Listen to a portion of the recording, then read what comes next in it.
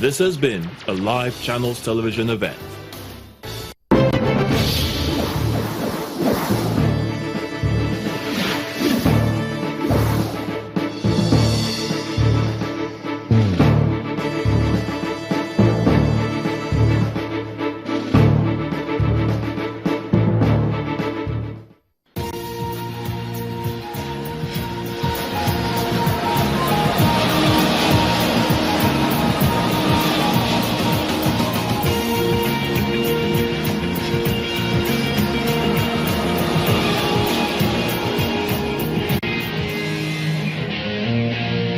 Hello and welcome to Aviation This Week on Channels Television. I'm Bukola Joe Oketumbi.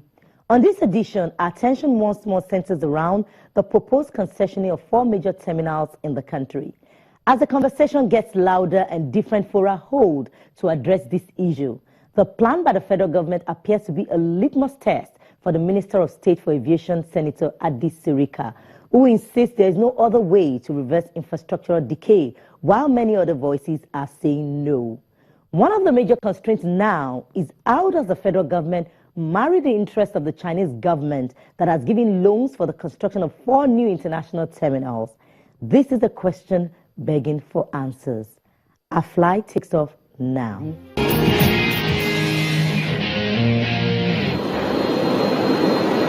The aviation industry supports $2.4 trillion of the world's gross domestic product, GDP. The world's airlines carry over 3 billion passengers a year and 50 million tons of freight. Providing these services generates 8.7 million direct jobs within the air transport industry and contributes $606 billion to global GDP.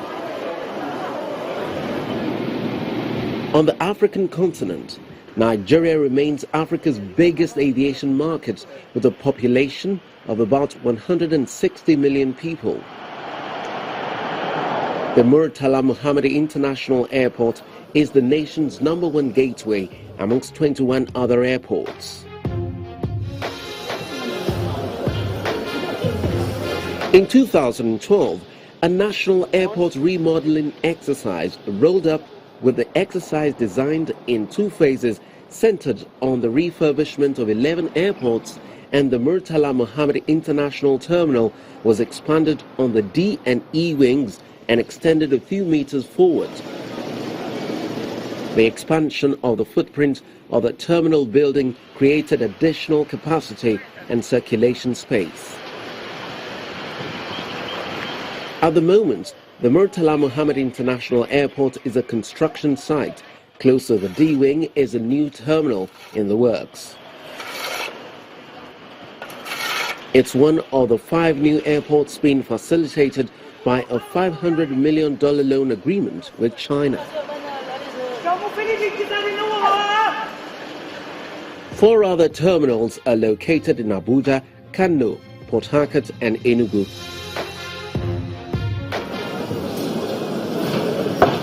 With the argument for concessioning, either for or against it, has become an issue that cannot be ignored. Many would indeed tout the Murtala Muhammed Airport too as an example where government did not honor its contractual agreement.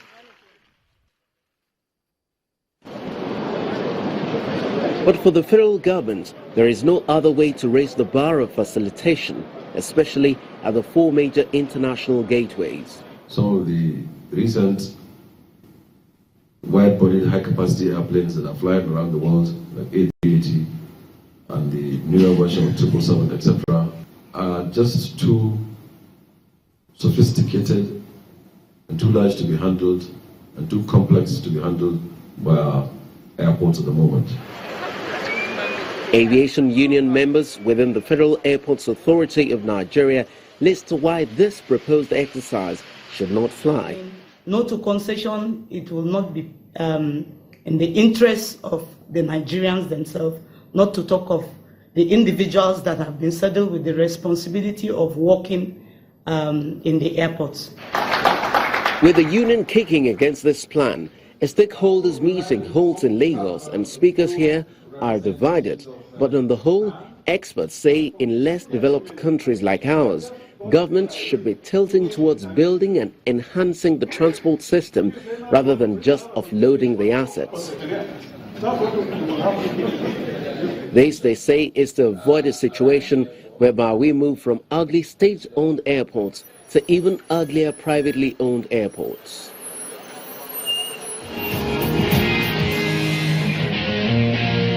While the federal government tinkers with airport concessioning, it should ensure it abides by the terms of agreements, especially that of the build, transfer and operate binding on the 4 new terminals facilitated by the Chinese government. These are the thoughts of the former Director General of the Nigerian Civil Aviation Authority, Dr. Harold Demure. He was speaking at a recent forum on this issue in Lagos. Which part of FAN are we concessioning? There are 2 parts of FAN. Any airport, the air side and the land side. Now let me start from the land side because that's what everybody sees. They don't know about the air side much. The beautiful terminal building. And Ben, because they were part of the major BOT of the last administration. And we're talking about what? Lagos, Abuja, Port Harcourt, Kano, and Enugu. That's the big money. We borrow half a billion dollars, am I right? And then they say federal government of Nigeria has paid their own counterpart funding of $100 million. Most of us will believe that it will be the terminal building that will be concession. But it's under BOT. Build, operate, and transfer. We're still building. We have not completed it yet. The guy has not operated it yet. He has not transferred it to us yet. So what are we concessioning? But let me say this. The federal government of Nigeria at one time, they did 3 things.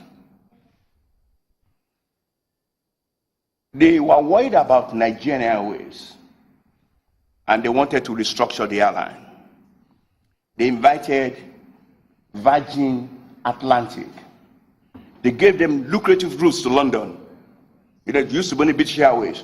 We allowed the second carrier to come, good one for them, so that they can come and work with us and develop Nigerian Airways. We formed Virgin Nigeria. You all remember very well. In that agreement, we agreed that they will, because that's their business model, they will operate out of international airport. That's in the agreement. A minister signed it. Government of Nigeria signed it. Not far after that, we had an unfortunate problem at the domestic wing where the fire incident. You all remember it burned down. They wanted to build it. Then I said, how are we going to do it? And I said, well, FAN wanted to build it. They said they had money. They said, no, let's get people to build from outside. We don't have to spend that money. However, finally it was concessioned. Am I right? To by Courtney. In that agreement, they said all domestic flight will take place from that place. And that government of Nigeria signed that agreement. Are you listening to me? Yes. And that minister came. Arik came on board.